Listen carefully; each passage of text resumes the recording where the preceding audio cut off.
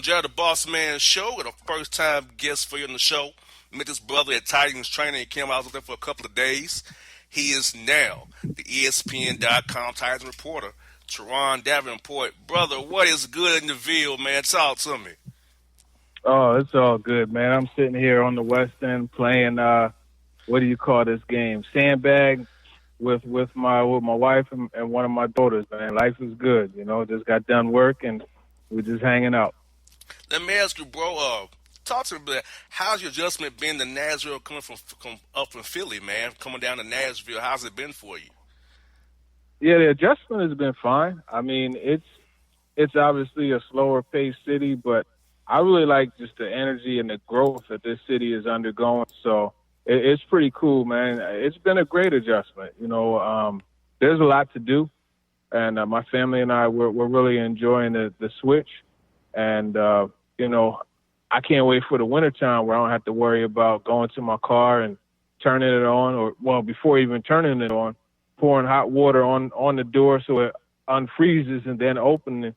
And then turning it on, and it says 2 on the thermometer. So it's going to be an even better adjustment in the wintertime. And how does it compare to your previous stops you had in your career, man? Did this Nashville stop for you?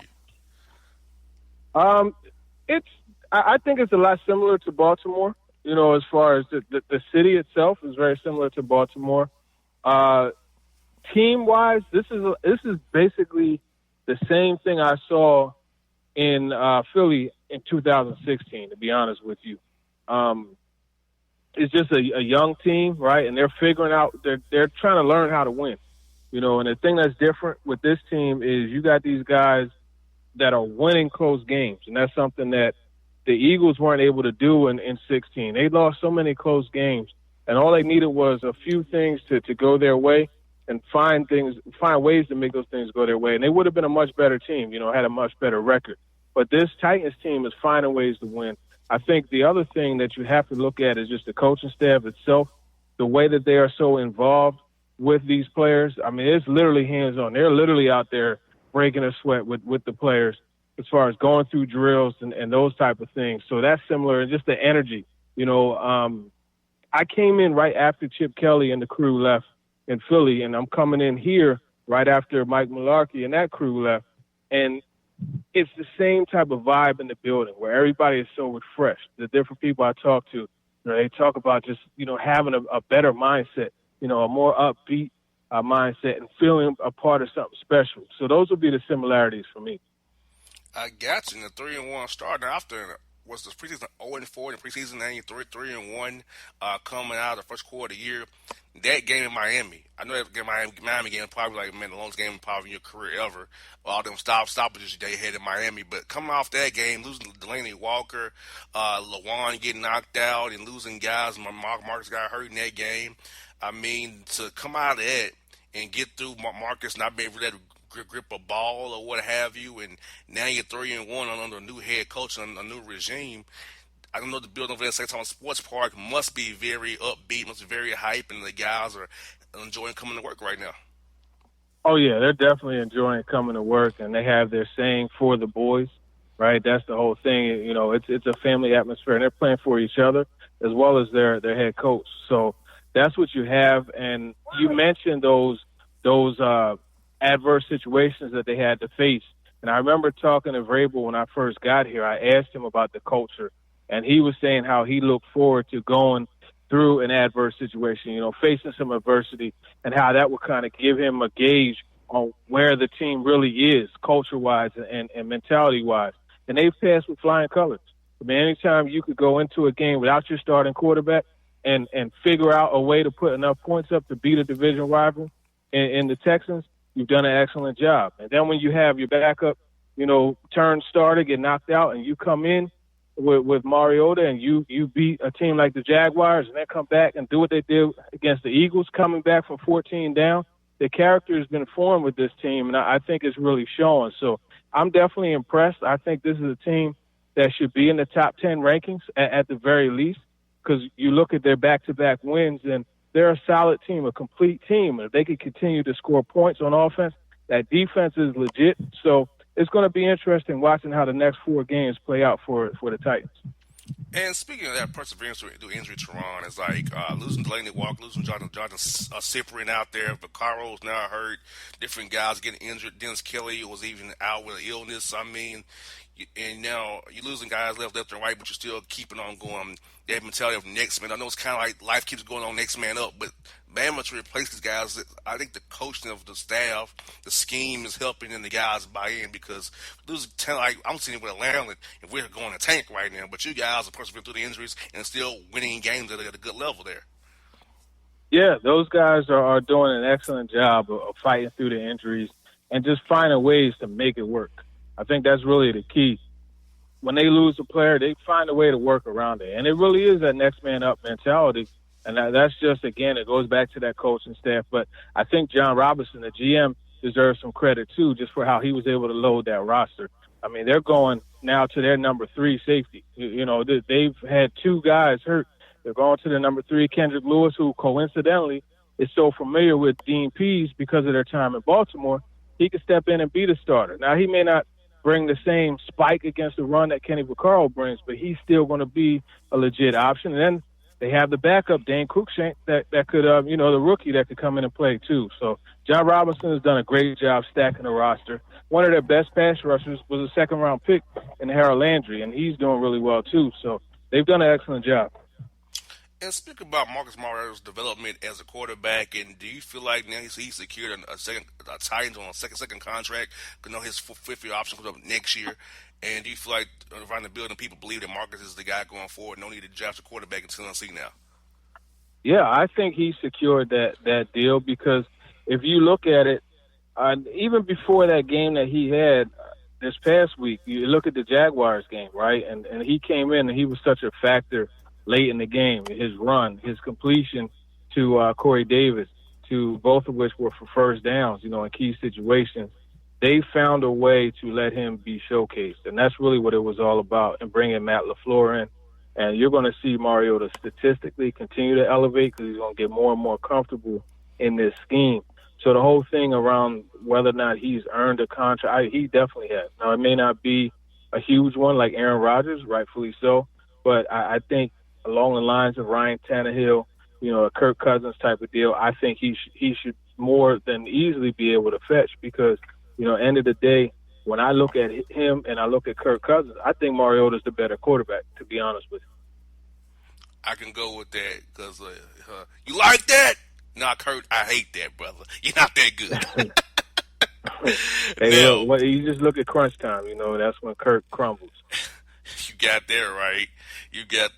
Now look here, come this week, you can start off second quarter of the season, week 5 with the Bills. What are the keys this week's game against the Bills, Teron? Oh, yeah, it's pretty simple. In watching a couple of the games against the Bills, what you have to do is just blitz those interior gaps.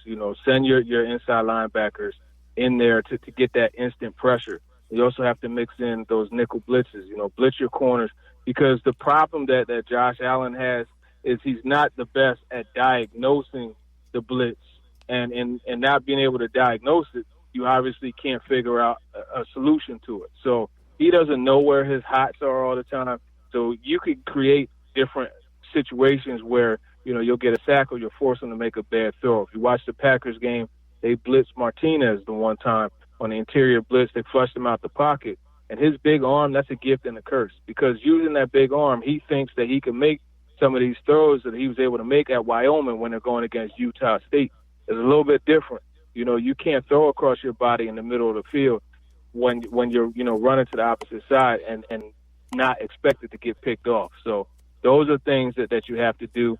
Defensively, I mean, they're a sound unit. You really have to establish the run. Really, it's going to come down to, finding ways to free Corey Davis up against Trey Davis-White. White is a very good corner, so you got to mix in some of those bunch formations and run some of those rub routes and force them to switch off. So now you got Davis, in a better situation coverage-wise, and you could also move him across the formation like they did. You look at that touchdown against the Eagles. He was number 3 on the trip side. He ran that deep over route. They got him matched up against Avonte Maddox, a 4th-round pick, and reserve safety, and they took advantage of it.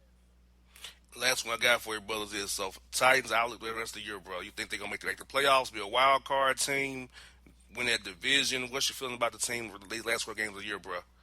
Yeah, I think they'll be a playoff team, a wild card team at the very least. I mean, they should definitely challenge for the division. You know they have this history against the Jaguars, and I think Jacksonville really is the only threat within the division. So I wouldn't be shocked if they win the AFC South. I don't know that they'll go that far into the playoffs, but I mean, once you get into the party, you never know. And the thing is, they now have a year of playoff experience, so they got a pack and play team too. You know, you look at their ability to run the football and play strong defense. So that definitely will help them go on the road anywhere and take a crowd out immediately. So if they have to go to Arrowhead or if they have to go to Foxborough, that works in their favor. No doubt. Well, Teron, thank you for joining the show today, man. Look forward to doing it again with you down the road, and I'll see you in November for that Patriots game up there, man. Yes, sir. I look forward to it. Thanks. All right, bro. Have a good one, man. You too. All right, it's Teron Davenport, people, on the Bossman Show.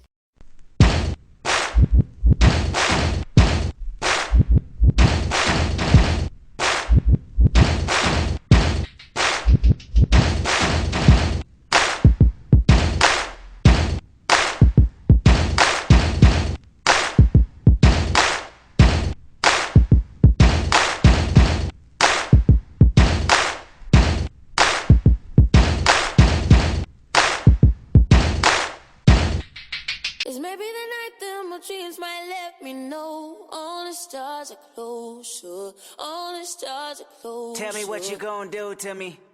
Confrontation ain't nothing new to me. You could bring a bullet, bring a sword, bring a morgue, but you can't bring the truth to me. Alexa, play Kendrick Lamar and SZA. Okay. Maybe the night that my dreams might let me know all the stars are closer. With Amazon Music, a voice is all you need. Get tens of millions of songs. Download the Amazon Music app today.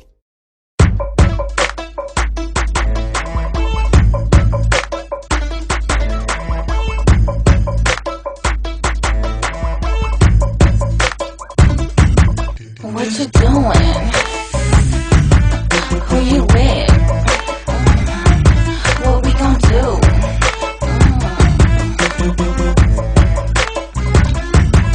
What you doing? Who you with? All right, folks, we're back in the Boss Man Show. We're joined by, I guess, ever had it before the show, Keith Smith. He's from Real GMA, does the NBA front office. He talks about, he has the cap numbers for you. He has everything you need to know about the NBA for its money, what's going on around the league. So I'm having on the show today, preseason wise, because I mean, I talked about, man. Keith, from my hometown Orlando, what's good, brother? It's good. All's good. It's hot down here. We haven't ended summer here quite yet, but looking forward to basketball season getting cranked up. Yeah, man, I left home in July, man, to come back up here for Falcon training camp, and I was like, I miss it already. I need to get back to Lake Apopka and hang out a little bit with my family down there, man. I miss it already, man. Yeah, it's definitely it's become home for me too. I've been here for almost 20 years, and it's become home now here too. So I hear you. Now, Keith, I want to talk to you first about the Patrick McCall situation. I think Keith is weird. Dude, you're a 9th or 10th man on the championship team. Why are you playing hardball? There's no money out there for you. They offered you a 2-year deal, second year $9 guaranteed, and you're playing hardball. Where are you going to get more minutes than you get in Golden State at this point of the year? I don't get his whole point, Keith. I feel like he's getting bad advice, and ultimately he's going to be out in the cold with nothing if he does not get his mind right inside and do something here coming in real soon. Yeah, no, and it's definitely a head scratcher. We're all kind of wondering what's going on as it approached that deadline to sign his qualifying offer. That was what most people thought. All right, well, he'll come around and that's what he'll sign and that's what he'll play under for the 1 year. But then McCaw let that deadline pass, and now he's just sitting there, still a restricted free agent. And it sounds like today the story broke that it's not about money for him, which good thing because there's none left, so he's not getting any. So it's good. He's looking for a role where he can play more. And the challenge for him right now is there's probably not a team that's going to play him more than the Warriors might. The Warriors, despite being the best team in the league, they don't have a lot of bench depth like they've had the last couple of years. So McCaw there is locked into a guaranteed role where he's probably going to play somewhere between 10 and 20 minutes a night. And now he's looking for a bigger role elsewhere. And this late in the game, it's not going to come. So he's probably best to just wait it out and see if someone gets hurt, and then see if he can jump in on that guy's roster spot. Now, Keith, will Golden State match the offer he gets elsewhere? Since he is restricted, could they match it and bring him back to him anyway, or is that dog and hunted already with him? No, he's still a restricted free agent. They can match any offer that he signs with anybody else, which is likely to be a minimum contract, maybe a 2-year deal. And unfortunately, at this point, it's going to be, for him, that's probably something the Warriors did this match. And it sounds like he does not want to be in Golden State. So it's going to be something that's probably going to drag on a little bit, probably well into the season before we see Patrick McCaw land on a roster. And, with cuts coming up here real soon, he could play himself out of the league almost because, hey, you had a back injury, a neck injury. I know it was unfortunate, but you really didn't show much when you returned back. You wasn't shooting very well from the field in pick and roll or isolation. Your 3-ball was kind of off last year, so I feel like you have no leverage to stand on right now. If you're Pat McCall, I get your stance, but you have no leverage or nothing to back you up on what you're requesting or wanting to get out of this. Yeah, he really doesn't. He has, nothing, like we said, there's no money left. The roster spots are pretty much taken up around the NBA right now. At this point, his best bet in the NBA is he wants to be elsewhere, that a team ponies up and gives him more than what the Warriors think he's worth. And if they give him a roster spot, which probably has to open due to an injury. And even his overseas options are limited now because the overseas teams pretty much have their rosters finalized and set, and any good money left overseas is gone as well. So he's really let this thing go further than anybody expected, and it's probably going to come back to bite him in the end. Now, Keith, what about Jimmy Butler? I haven't heard much this week about him getting traded. I know the Timberwolves at first didn't want to trade him. Thibodeau's being stubborn as usual. But Butler kind of said he told Tibbs in August about, hey, he really wasn't seeing this working out. So do you think the Timberwolves misplayed this? Should have traded him in July, August maybe, and now it's going to the season, and now their year is pretty much starting off with a cloud over their head now, and who knows if Butler on the roster, they can't even compete in the deep Western Conference this year. Yeah, the challenge for them is he didn't really come public with the request to be traded until just fairly recently, only over the last few weeks. And they weren't in a position in July or August where they were going to move him. Their intention was bring back what had been a playoff team for the first time in a very long time in Minnesota. They're bringing it back basically intact with a couple of minor moves around the edges of the rotation. And their hope was we'll get back at this thing and get back to the playoffs. And then Butler surprises them with this out of nowhere, seemingly, I want to be traded, even though there is some buzz that he was unhappy in the locker room. That's different from trade me, I want out of here. And now all of a sudden the Wolves are kind of in this holding pattern where they're asking for a ransom for Butler, but nobody's going to pay it because other teams are looking at it and saying, I'm not going to give you that much, and you're not going to get it from anywhere else, so you got to come back to me with a much more reasonable ask, and then maybe we can start getting serious about this. And Keith, this is what I want to kind of tie this into this right here is that fact with so much money coming up this summer for teams having cap room, why would you trade for him now? And that's why I want to also kind of tie in this too, Keith. So we would not have as many of these deadline salary dumps per se because teams would say, well, I'm going to give up a pick. I can just eat the salary for the rest of the year and wait and falls off in July anyway. Now I got the cap room. So I don't foresee so many trades this year because of teams looking at, well, look, I'm going to be on the cap anyway. That means let this guy ride out the year and I have the money come July. Yeah, no, you're right. So as far as Butler goes, that's the prevailing thought with quite a few of the teams are, we're not going to give up a big package for this guy because we'll just sign him when he's a free agent if we want to go get him and he's interested in being here anyway. That's the thought of the big market teams like the Clippers and the Knicks and maybe even the Lakers. Those teams are saying there's no reason to go trade for this guy because we have the cap space that we can make this happen if we want in the summer. The other challenge for just every free agent in general is this is going to be a great summer to get paid, but if you're not paid in that first wave, that first really week or two of deals, that money's going to dry up very, very quickly. We see this anytime there's a lot of cap space around the NBA.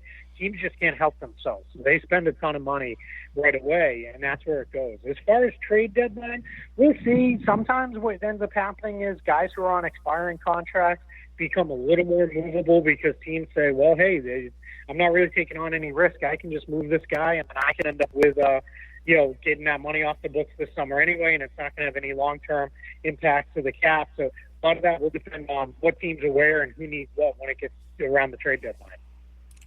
And I want to see this now, Keith. Now, I kind of assume the Warriors will win this year, but who are some teams that may be threatening them in the Western Conference and maybe out east? Would it be a Boston, Toronto, Houston, maybe? The Lakers, maybe, or OKC. Who do you feel as a legitimate threat to the Warriors this year?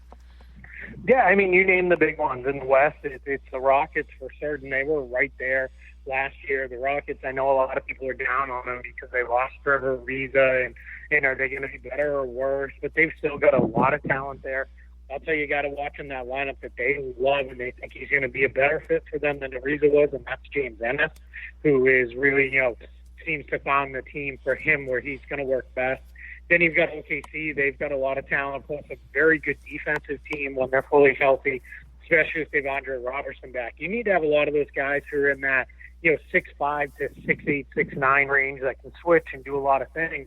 And OKC has that.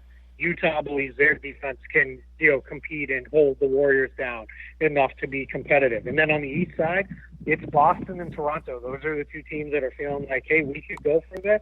Philadelphia is very much happy with their situation, likes their guys, but title contention is probably a year or two away for them. So it's really Boston and Toronto getting in there and saying, hey, we've got enough guys, we've got the defenders, we've got the versatile roster that if we get there, we can make a run at the Warriors. And now, Keith, I want to talk about new coaches. You got Steve Clifford in Orlando, got Lloyd Pierce here in Atlanta, and in Memphis, Bickerstaff became the full-time head coach. And I wanted to ask you, based on what you looked at this year, who are some new coaches who you believe will have the most success this year coming into your team's year one? Yeah, it's the guy who immediately comes to mind is Mike Budenholzer with the Milwaukee Bucks.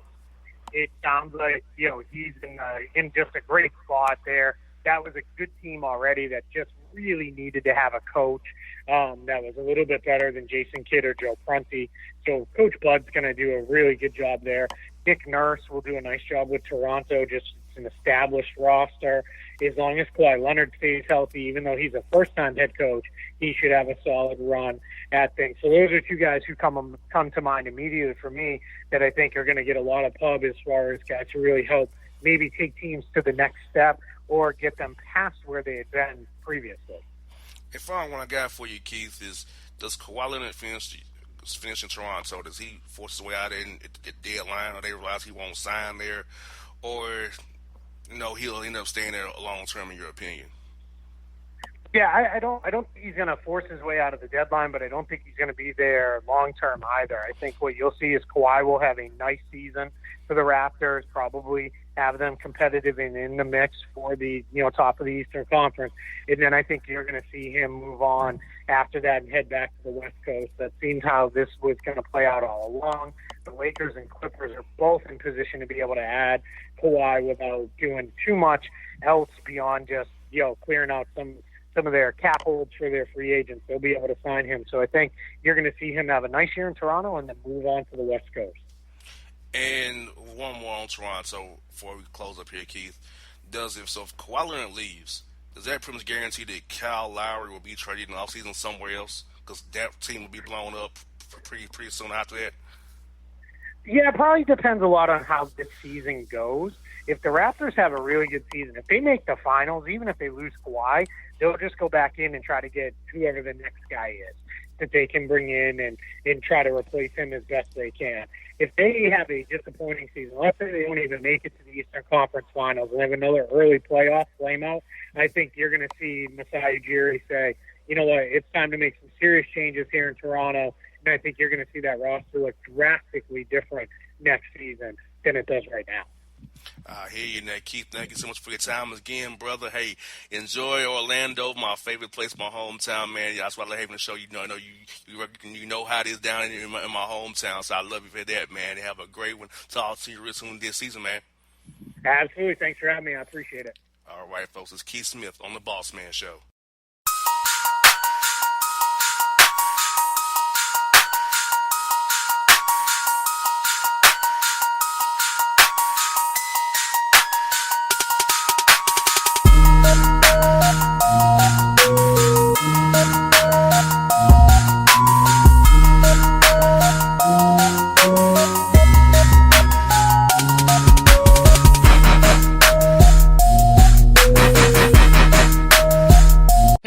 Your yard took a real beating this summer. Luckily, Scott's Turf Builder Winter Guard has your back. Just feed your grass with Scott's again this fall when the air is cool and the soil is warm. It's the perfect time to give your lawn a boost. If you do, Winter Guard will give your yard the nourishment it needs to help weak, thin grass recover and support root growth, giving you a greener, more resilient lawn both now and next spring. Guaranteed. Grab a bag of Scott's Turf Builder Winter Guard today. You'll be back to barbecuing in no time. This is a Scott's Yard.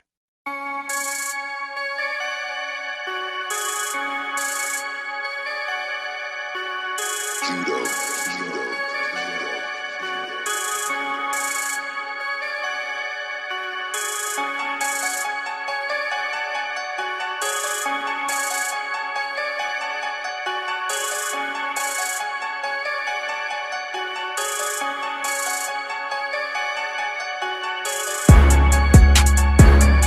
Was back in the Jared the Bossman Show, but you're joined by a good friend of mine who's just moved to Dallas, Texas. Fort Worth area, they work at NBC down there, sports covering TV, doing the Cowboys, the Mavs, the Stars. I was from Dallas, my man Paul Jones. Paul, how you doing, brother? I hate your move from Tennessee, but I know you're doing big things in Texas, man. How's it down there, man? Boss, it is fantastic. I'm enjoying it. I've been here about 6 months after 16 years in Nashville, and I miss certain things about Nashville. Great city, but it's hard to beat the sport here in DF Dub. You got that right. You got Dallas Cowboys, America's team. You got the Mavs, the Stars. You got a lot going on with TCU right down the corner. SMU's coming up. You got a lot of sports in that hub like this, really big and going for you guys down there in Dallas. Yeah, we just need a winner. That makes it a whole lot more fun to cover. And after last week, I think Cowboys fans are a little more hopeful.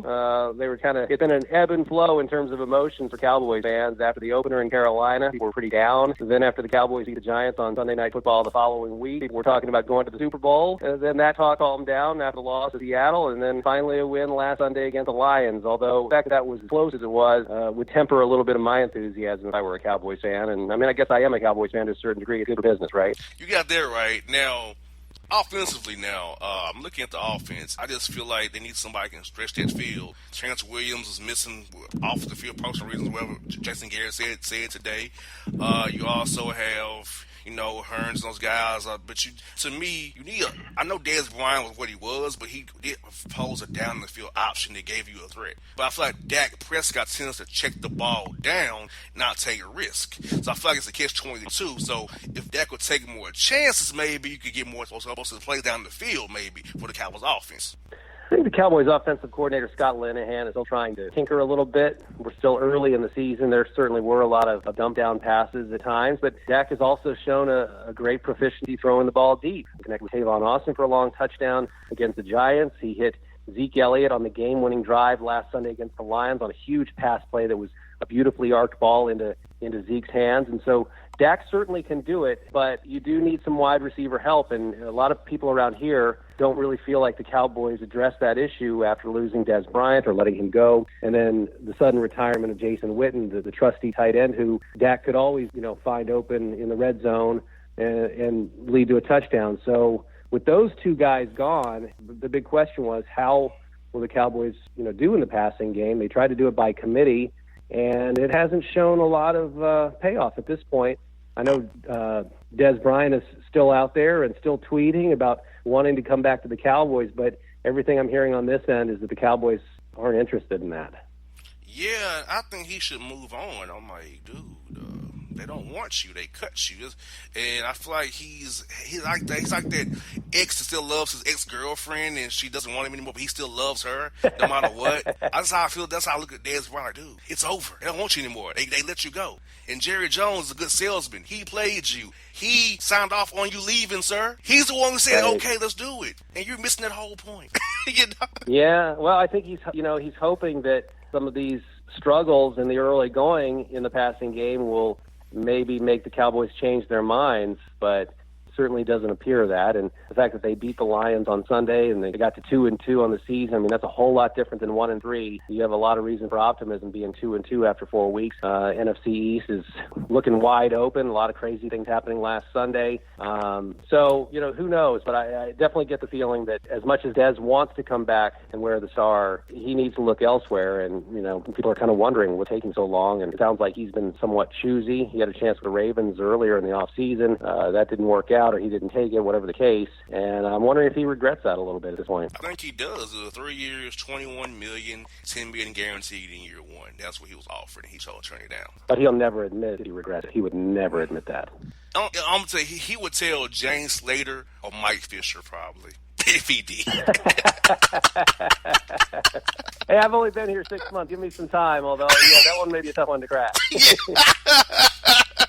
Yeah, he'll do that. That's where he'll leak that story. Source, Dez Bryant tells Mike Fisher. Yeah. That's right. Oh, man, let me not get you in trouble. Yeah, no comment after this. I'm done with that topic. Yeah.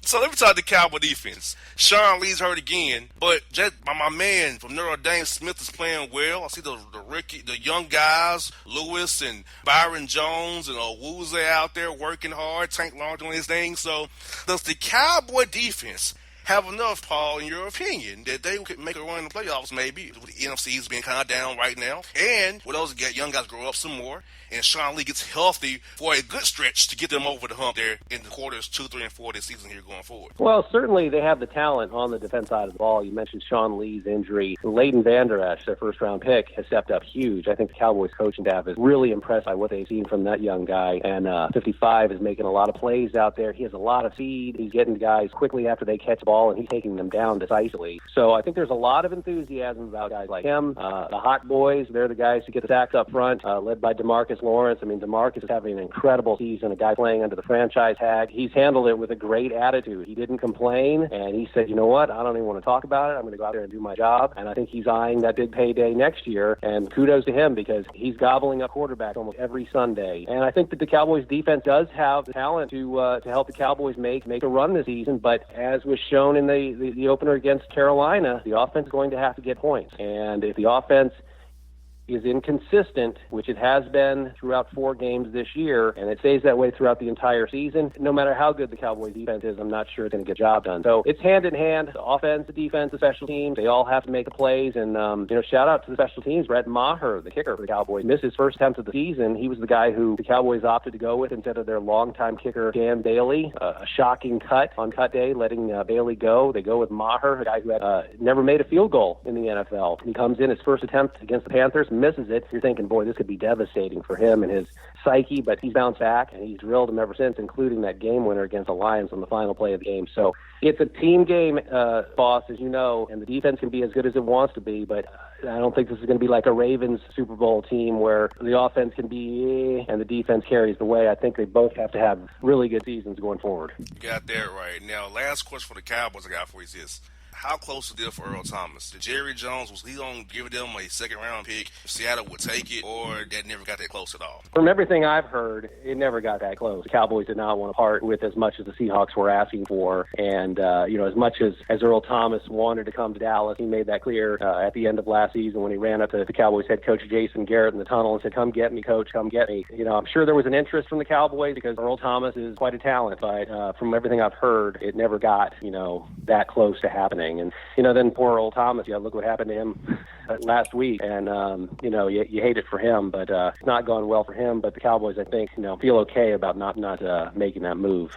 And where's the Mavs outlook for this year? They got DeAndre Jordan finally in Dallas after years. He bailed out on with that whole weird Clippers deal. You got Harrison Barnes and Wes Matthews on last year's deal there.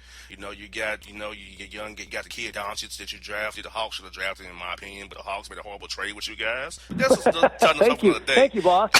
Sorry for the day. But how do you feel like they'll do this year to say, fleece the Hawks for Luka Doncic, man? Yeah, the Mavs owe the Hawks, I think, when this is all said and done. Luka Doncic looks like a spectacular talent. We haven't had a lot of chance to see him so far. He wasn't active much during the summer league, but we did get a chance to see him last Saturday night in an exhibition game against the Beijing Ducks. Now, granted, that talent isn't what he's going to face night in and night out in the NBA, but still, we got to see a lot of him in the open floor. He's 6'7". He has great speed, great agility. I mean, he's listed as a guard and a small forward. It's like Magic Johnson almost, the way he can run around, dribble with the basketball, go hard to the rim. I mean, he looks like an incredible talent, and I know Mark Cuban, the Mavs owner, is ecstatic to have that guy. And I think the Mavericks will be better this year than they were a year ago, but will they be a playoff team? Hard to say at this point. I mean, Rick Carlisle, the head coach, wouldn't go that far. In fact, he wouldn't even put a number on the number of wins he thinks they can get this year. But I think he is optimistic about what he has. You know, Dennis Smith Jr. has a year under his belt. He presumably will only get better. And DeAndre Jordan, I mean, you mentioned him. Great to finally have him in a Mavs uniform. He joked on media day. People from the media were saying, you know, you seem so personable. We haven't seen the side of you, DeAndre. And he looked at one of the reporters and said, well, for the last 3 years, y'all hated me. So I probably wasn't likely to open up too much in interviews. But he's ready to do it now, and he's going to be a great fit as well, I think. I tell you what, PJ, I look forward to seeing you in Atlanta, hopefully on the 18th of November when the Cowboys come to town. Hopefully I'll see you there, because it's a big game for us, man. Yeah, how about those Falcons? It'll be a Matt Ryan silent count at home game as usual in Atlanta. That's right. Cowboys fans travel. Hey, we had the Saints here, Matt Ryan, silent count at home. The Panthers, silent count at home. The Bengals, silent count at home. What's going on in Atlanta? We have a new stadium, but we have our own quarterback going to a silent count at home. Another game. I think it's Cowboys. Silent count at home. I can see it coming there on 18th. Yeah, book it, boss. You got that right. Hey, man, good to see you on the show. Congrats on all your success in Dallas, man. I've been following you on Twitter, of course, and hopefully our man Rafa Nadal can be healthy for Australia and get that number 18 Grand Slam for us and catch the Fed man himself, as BG calls him, RF 2.0. It's going to be interesting. We got 20 for Fed, 17 for Rafa, and now Djokovic coming back strong, 2 this year. Now he's up to 14. It's going to be interesting how it all shakes out when all those guys are finally done playing. But at the rate they're going, boss, they may play till they're in their 40s. Who knows? Hey, I'm telling you, man, the Australia 5th set and the 5th set against Djokovic at Wimbledon hurts my heart for Rafa. I know. Don't bring it up, man. you know, a Dallas guy, I think, played a role in Rafa not winning Wimbledon this year. John Isner, as you know, has moved to Dallas. His wife is from here. They recently just had a baby. And, you know, if I fully believe if Isner and Anderson hadn't been the first match on that day and lasted so long, that Rafa Djokovic match would have gotten played with the roof open. Yes, and indeed. as you know, Rafa's a different guy with the roof open than he is with the roof closed, and he still almost won the match even with the roof closed. But I think he would have had the advantage if that Anderson-Isner match had ended maybe in 3 sets instead of 5. We need a 5th set tiebreaker. We need it. Oh, absolutely. Need a 5th set breaker for real to help out our man Rafa and get these matches done sooner, please. Hey, I think the U.S. Open proved that, even more than ever this year. Having that in play, and I don't know, BG. I'm not sure what his stance on whether these other major tournaments will ever come around, but I think you and I are certainly hoping for that, and a lot of tennis fans are hoping for that because we think it'll be better for the game in the long run and the health of these players. Yes, and as John Isner hasn't been the same since Wimbledon. He's pretty much tapped out. And Anderson, he made a good run at the U.S. Open, but he tapped out as well. So, and Rafa at the Open played all the long matches to guys' knees eventually, but I also him just playing long matches, but still, but that 5th set breaker is very important to help the players, TV partners, and fans, because we don't want to be sitting there for 7 hours in this hold. We want an ending point. That's why we love basketball, football, not so much baseball. We know we have an ending point in those sports there. Oh, and the drama, the build-up, when these players reach 6-all in the 5th set, when it's heading to a breaker, it's incredible television. And how the players function in that moment, knowing that the match is potentially only 7 points away from ending, is amazing to me. It's great theater, and, I definitely hope they get it together and make that call at some point soon. Yes, well, PJ, I'm tell you, man, thanks for coming on the show. First time on the show. I'm glad that finally had to get you on the Bossman show. We'll talk again Cowboy Falcon week. We got to talk again that week for sure and get a a preview of that game for the fans here in Dallas and here in Atlanta to know what to expect on the field of Mercedes-Benz Stadium on the 18th of November in Atlanta. Okay, count me in. I'd love to, boss. All right, have a good one, buddy. Talk to you real soon, man. All right, take care. All right, it's Paul Jones, people on the Bossman Show.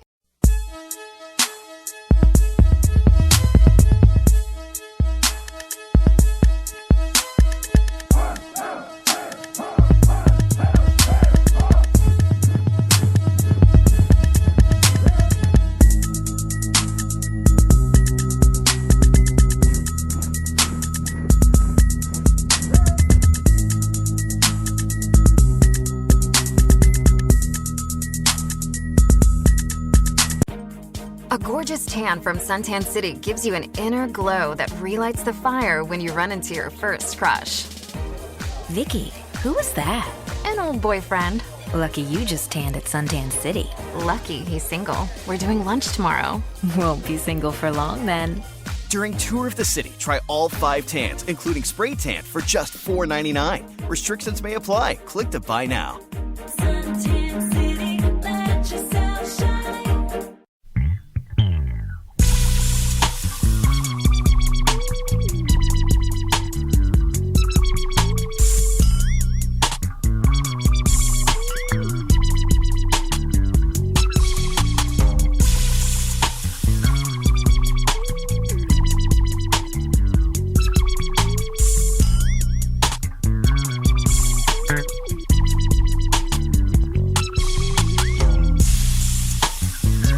All right, you folks, back on the Bossman Show.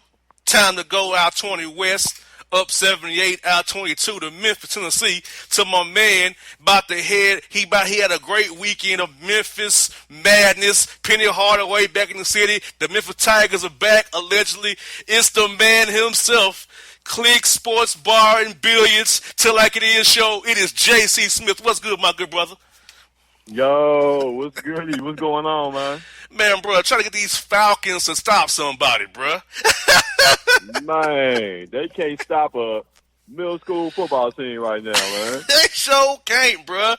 And they got Pittsburgh who can, look here, Big Ben and Antonio Brown will get real healthy against the Falcons this week. I know, right? Yeah, man. Falcons, they'll get it together eventually, man. They're too talented of a team. I know they're dealing with a lot of injuries on defensive front, man. Matter of fact, they called me to see if I could play safety for them, man. That's how bad it's getting for the Falcons, man. Hey, sound it's like a 10-day contract. Man, what? I told them I give y'all a series, man. Like one series, man. That's all I got in it, man. One series, but bruh. Know who still want their old girlfriend, they want the old boo back is Dez Bryant. He talking about he want to be with the Dallas Cowboys. Like, bro, it's like, I know how sometimes when you break up with a chick or she break up with you, how it's something about them. You can't let them go. You just can't let it go. You got to have them no matter what. That Dez from Dallas Cowboys, but guess what? The girlfriend don't want him back. She's like, Dez, it's over. I'm done, Dez. We let you go. And he believed that Jerry Jones still loves him. If he loved him, he would have you on the roster. He the one made the final call to let you go. Like, yeah, I don't know. I don't get it, bro. How he can't see it. I mean, I don't understand. Yeah, man, it's sad, man. You know what I'm saying? It's a sad situation to where, you know, you talk about a guy who was, you know, Pro Bowl, elite caliber receiver, man, and he can't even get on nobody's roster right now, man. And he's 100% healthy. You know, you can't use injury as an excuse, man. So, you know, this is a weird situation, I know. And I think he's kind of doing himself a disservice also by staying on Twitter. And you know what I'm saying, and making those comments, man. He probably would, you know, been better served just to chill, bro, and just wait on somebody to call you, man. You don't have to, you know, because you look thirsty right now with all the comments and everything he was saying, man. You know, I think the Patriots might try to holler at him, man. You know what I'm saying, all their foolishness, man. So, you know, this is not a good look for him right now, man. You know, he's trying to come back home, but you know, they say love don't live here no more, man. Exactly, and like, I wonder does he regret not going to Cleveland now? Now that that Baker Mayfield, the quarterback in Cleveland now. Not Tyrod Taylor. It was a 1 year, $5 million deal they offered in Cleveland. Remember in Baltimore, 3 years, $21 million, $10 million guaranteed. Man, he should have took their money, man. Yeah. And he's looking so bad right now. Yeah, man, it's not a good look at all for my guy, man. You know. And, you know, by all accounts, Dez is a good guy, man. You know, he's just, I don't know if he's being, you know, misguided by agents or is that just his own doing right now that's really causing him to, you know, have to sit out. Because he may be looking at sitting out this whole season at this point, man. And it's his own fault. Yeah.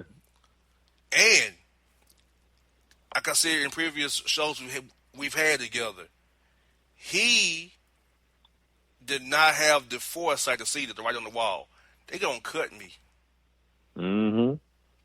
He should have forced the cut before the league year started on March 9th to get in free agency, getting that rush. But he's so, like, I'm sorry. I am not that loyal to anything that I'm going to hurt myself.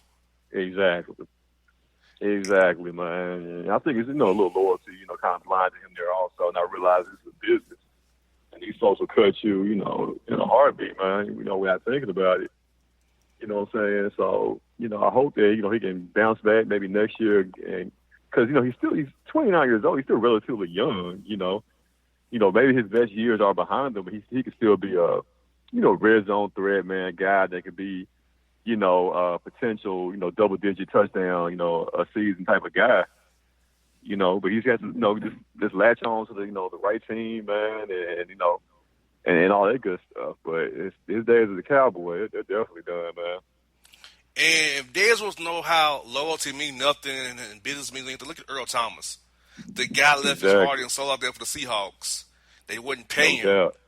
He breaks his leg again, second time in 3 years. Gives them the bird on the cart or on the way off the field. The thing about it, what happened to Seattle, a lot of their bad moments have happened in Glendale, Arizona, University of Phoenix Stadium. The Super Bowl, Sherman's Achilles injury, and Earl Thomas. The Legion of Boom literally died in Arizona. Exactly. And what are your thoughts on that, bro? That was sad. That was sad also, man. You know, I was hoping that Cowboys could have made a deal for him. He showed why we needed him by that 2-interception game he had against us there. But, yeah, man, you know, like, and could this possibly be, you know, the end, we're talking about the end of an era for the Seahawks defense. It's the end of career for, you know, for my man Earl Thomas now at this point, you know, because it's going to be hard to bounce back after two major knee injuries there, man. So, you know, and another question, boss, if his career is over at this point, is he a Hall of Famer in your eyes? I mean, if Sherman get in the Hall of Fame, he owes half of the jacket to Earl Thomas, who covered that at middle for him. Because Richard Sherman is a cover 3 zone corner. Don't make no mistake about it. It looks like it's man. It's cover 3 zone. Okay. Exactly. So exactly, man. He owes half a jacket to Earl Thomas covering that middle third for him, while Cam Chancellor down the line at the line screaming stuff from the run. No doubt. Yeah, bro. Exactly, bro. We kind of touched on it jokingly off the air, bro, but the Atlanta Falcons, bro, the Dan Quinn. Now, I like Coach Quinn personally, bro, but on game, I feel like he fails on game day. Like, he make decisions that does not help us out. Like, going forward in the first half on 4th and 5 on your own territory, but then not going forward, and then they'll get conservative with it before the half. And then fourth quarter, just run the ball, not making the Bengals make them call a timeout. I feel like he does. When it comes to offensive decisions, he's not good at them. Defensively, fine. You play what you play from Seattle. But offensively, when it comes to like time management, key decisions, coaching wise, challenge wise, he doesn't give us advantage on game day, bro. No doubt, man. Hey, like I said, man. Hey, bro, run that back. I got distracted. Run that back, man. Say it one more time for you, bro. Hey, bro. I think my man said a big booty wherever he was at, people. He saw a wagon, and he got distracted. I got distracted, bro. Run it one more time, man. I was talking Dan Quinn, man. The Falcons on game day, how he's just not a good game day manager. Does not give you advantage on game day coaching wise with the situation on like going forward on fourth down on side of the field in the first quarter, timeouts, use them to use them, not to use them, going conservative at the end of the halves, and when Matt Ryan can push the ball down the field. So what are your thoughts on Dan Quinn, his coaching style, and could he be on the way out in Atlanta? I wouldn't say on the way out. I think his coaching style leaves, a lot to be desired. You know what I'm saying? 'Cause, he came in primarily as a defensive-minded coach there. Game management, not necessarily his expertise. But I wouldn't say on the way out. I mean, the Falcons are still a playoff team, when healthy. You know what I'm saying? And maybe, it could still be, just that Super Bowl hangover. It's been over a year, but to lose a Super Bowl like that, man, can still, linger. Linger in the air there, and and the injuries are definitely unfortunate thing, man. But I would just definitely, I would say, ride it out with them, man, and just see what you got at the end of the year with them. But if the Falcons fire him, hell, we'll gladly take them in Dallas. Well, Jason Garrett has like the ultimate job security. He's so close to the Jones, I don't think he'll ever break him off. Exactly. Well, hey, I wouldn't be so sure of that this year, boss. If they go 8-8 and miss playoffs, I wouldn't be so sure of that, bro.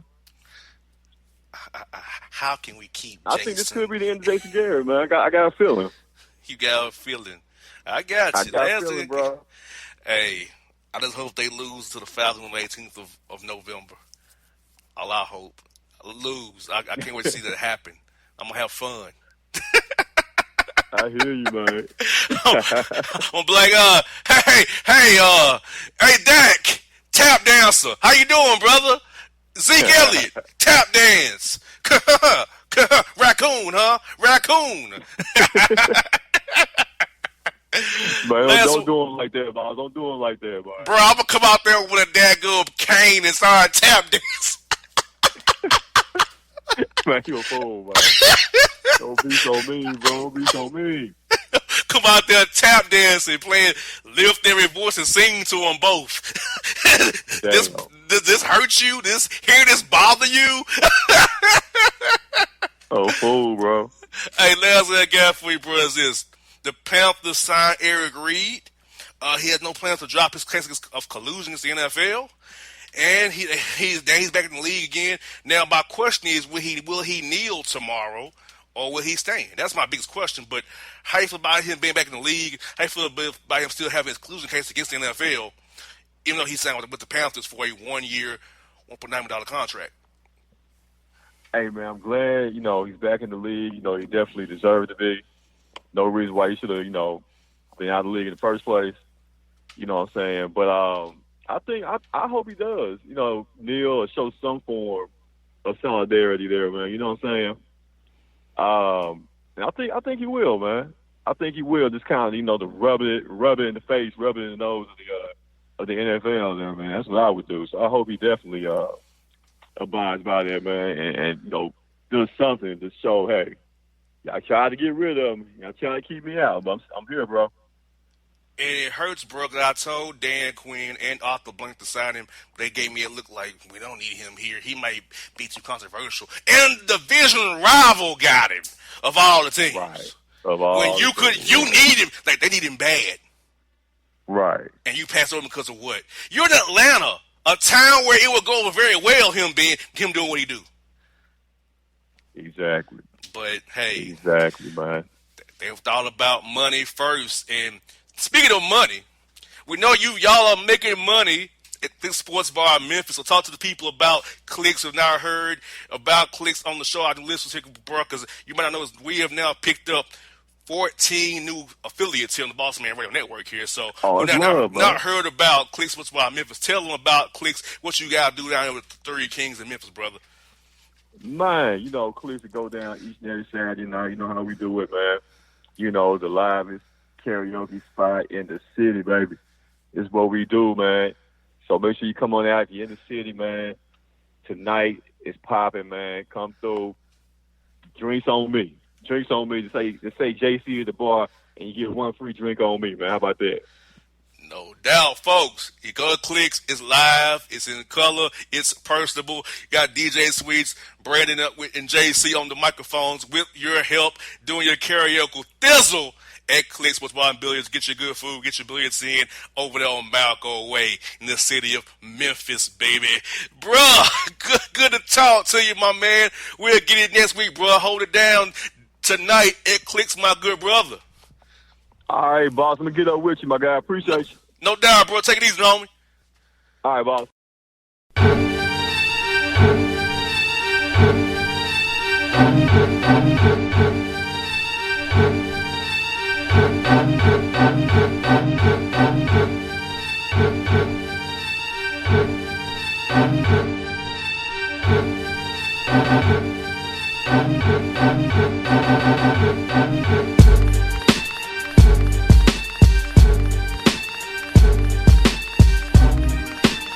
When you're a teen, you finally get to make some of your own decisions. Who are you going to hang out with? What do you want to be? Are you going to glance at that text while driving? Remember, a split second is all it takes for something tragic to happen.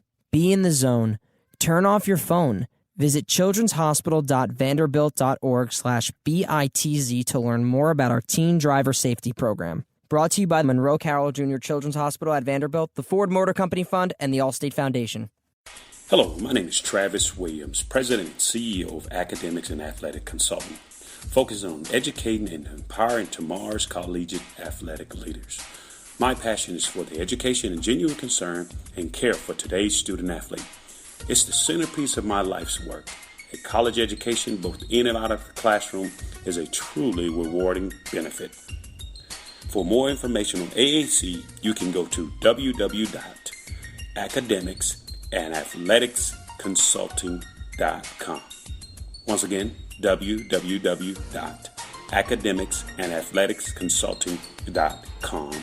Or you can follow me on Facebook at Academics and Athletic Consulting or Twitter at Coach TWill24 or Instagram Travis L. Williams 24. Or you can call me at 404-542-6079.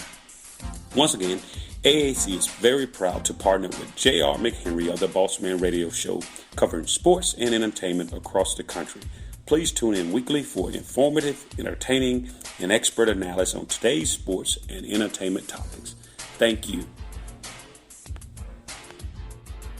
Yeah, it's your man JC, the host with the most, baby, and it goes down each and every Saturday night right here in the city of Memphis. That's right, y'all. It goes down at Clicks Sports Bar Memphis, baby.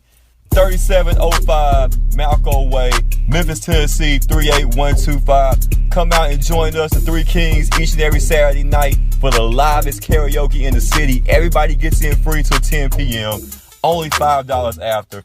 Great food. We got drink specials. We got all kind of games, man. We got the pool tables popping. Whatever you want, we got you, man. Come on out. Have a good time with us each and every Saturday night. That's Clicks Sports Bar, Memphis. For all your photo, video, and voiceover needs, check out the fine folks at Blueberry Productions. They will take good care of you. If you don't believe me, you can see for yourself. Check out their work at blueberryproductions.tv, the Facebook page, Blueberry Productions, also a Vimeo page, a YouTube page, and it's Blueberry, BLUBERRY, Prod on Twitter. Check them out today. Blueberry Productions, great people, great work, great service.